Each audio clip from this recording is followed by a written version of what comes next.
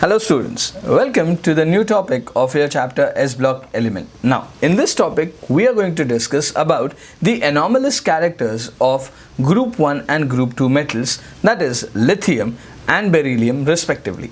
So, let's start off with the very first thing, that is nothing but anomalous properties of lithium.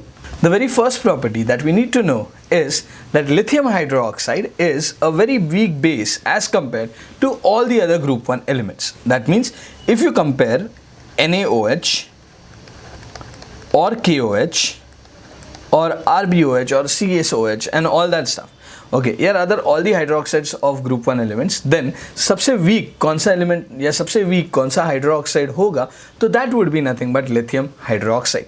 अच्छा, moving on further, let's see. Lithium is the only person of your group 1 elements. If you remember, he is the only person जो mono oxides बनाएगा. बाकी जितने भी elements है of group 1, they would either form peroxides या फिर they would give rise to superoxides.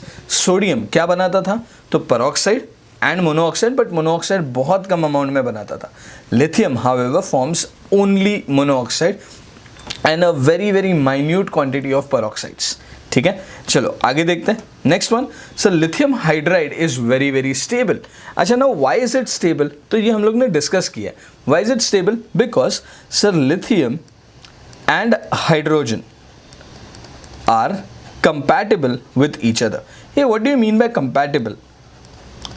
Then compatible का meaning, a very literal sense of meaning is कि लिथियम भी छोटा है साइज में, हाइड्रोजन भी छोटा है साइज में, सो दोनों का साइज आपस में मैच करेगा and therefore this bond would be a stronger bond. अच्छा, तुम ऐसे भी इसको डिटरमाइन कर सकते हो कि lithium is smaller in size, hydrogen is also smaller in size, therefore the bond length between lithium and hydrogen would be small and thus the bond would be very difficult to break.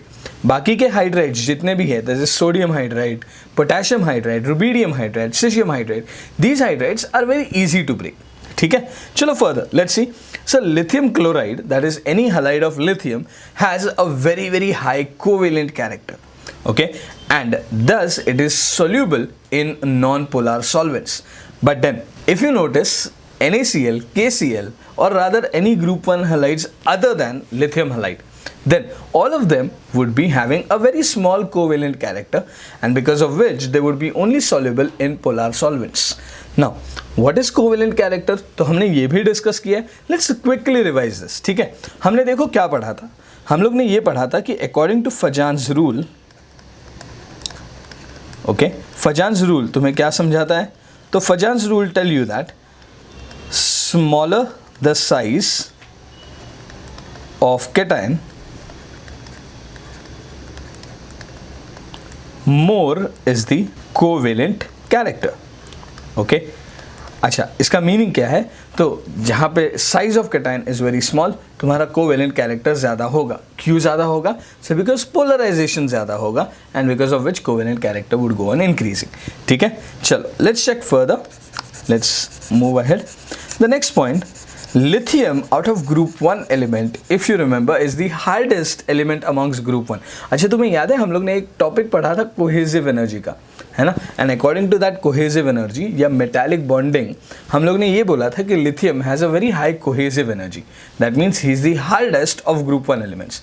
बाकी के जितने भी group 1 elements हैं, those are soft atoms या those are soft metals. ठीक है, चलो आगे देखते हैं. Next one, so lithium has highest hydration energy and thus it forms deliquescent salt. Now what do you mean by deliquescent salt over here? Deliquescent salts are those salts which would absorb water vapor. Okay, but then वो इतना ज़्यादा water vapor absorb कर लेंगे कि वो उसी water vapor में dissolve कर जाएंगे. So lithium has a very high hydration energy. Out of all the group 1 elements, lithium का hydration energy maximum है. मतलब he loves water like crazy. So what he would try to do is he would just try to absorb water vapor from the atmosphere, thus forming deliquescent salt. ठीक है, further ये जो property है deliquescent salts का, ये बाकी कोई भी ग्रुप 1 एलिमेंट नहीं शो करता. ऐसा नहीं है कि उनमें हाइड्रेशन एनर्जी नहीं है. They have hydration energy, but it's not as large as lithium. Now while lithium has a highest hydration energy over here, it's because of its small size. In the previous lecture we have already discussed this. ठीक है, चलो आगे देखते हैं. lithium is a very strong reducing agent amongst the entire group 1 elements, and if you remember, lithium जो एक बहुत strong reducing agent है, this lithium would have a standard oxidation potential of plus 3.04 volts. Okay, that's just a point to remember over here. ठीक है. Further, so lithium amongst the group 1 elements is the only element who could combine with nitrogen to form nitrites. बाकी कोई भी element nitrogen के साथ react नहीं करता. ठीक है.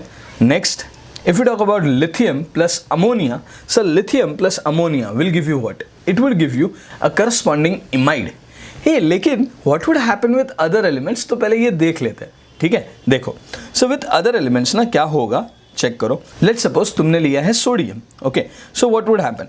So if sodium is treated with NH3, it gives you a corresponding compound of NaNH2 plus you would get H, that is nascent hydrogen that would be liberated. Obviously nascent hydrogen नहीं रहेगा.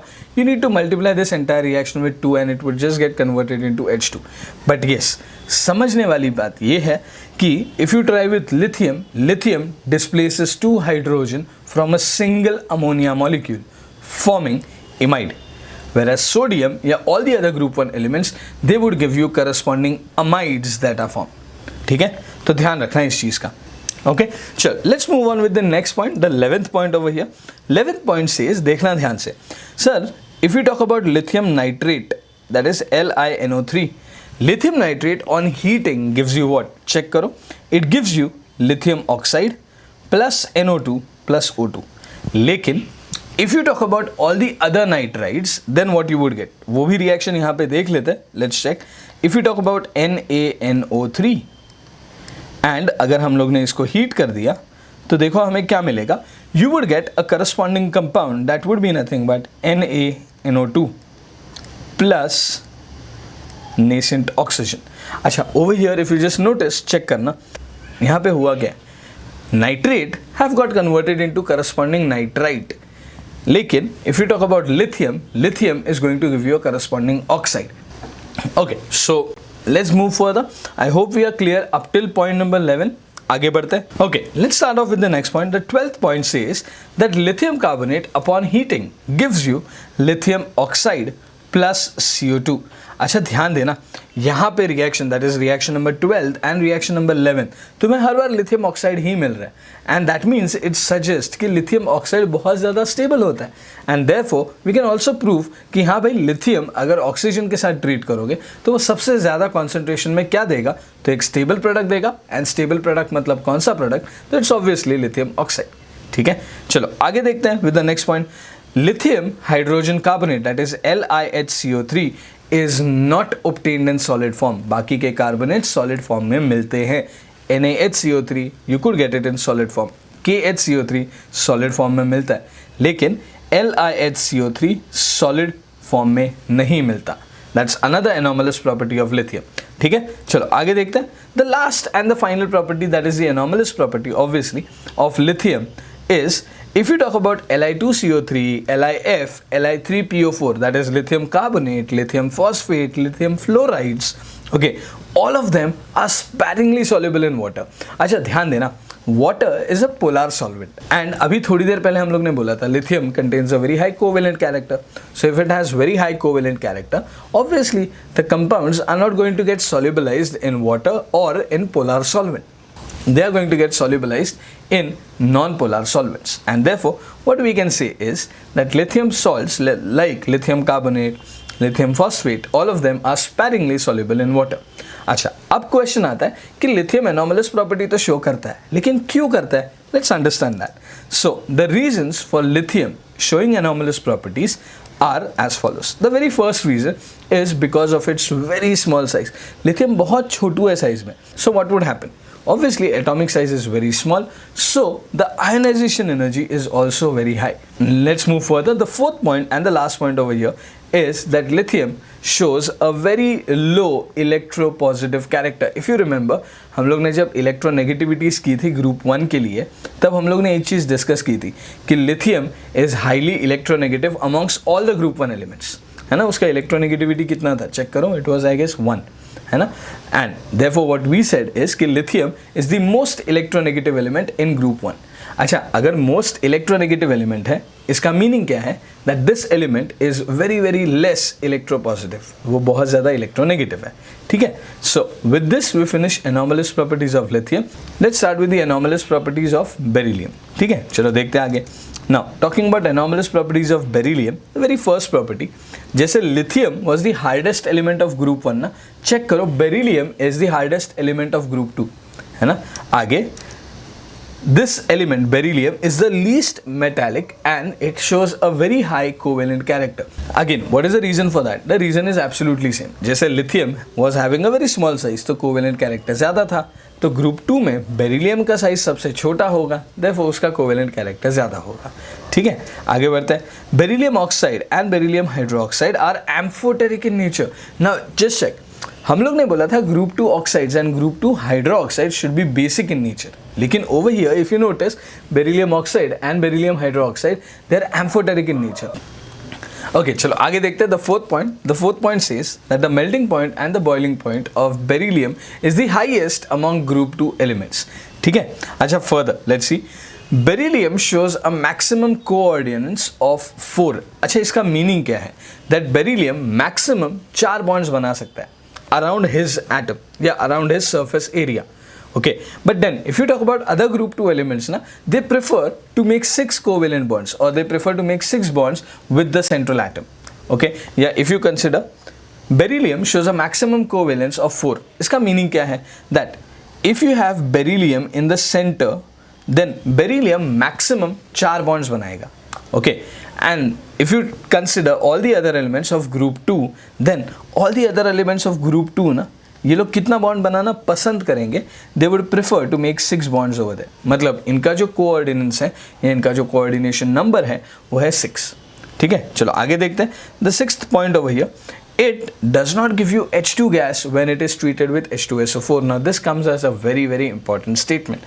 Okay, usually हम लोग ये पढ़ते हैं कि all the metals when they react with any given acid, they would liberate corresponding hydrogen gas. But beryllium एक ऐसा मेटल है जो H2SO4 के साथ हाइड्रोजन लिबरेट नहीं करता. ठीक है, तो इस पॉइंट को हम लोग याद रखेंगे. Further the last point, beryllium salts gets hydrolysed easily. Again what is the reason for that, because beryllium group 2 का सबसे स्मॉलेस्ट एटम है, तो उसका हाइड्रेशन एनर्जी बहुत ज़्यादा रहेगा. Therefore beryllium loves to go inside the aqueous solution. And if he is loving to go inside an aqueous solution, then obviously what you could say is that beryllium salts can get hydrolyzed very easily. Understood? So that's all for this module, students. We'll meet in the next module. Till then, thank you and happy learning.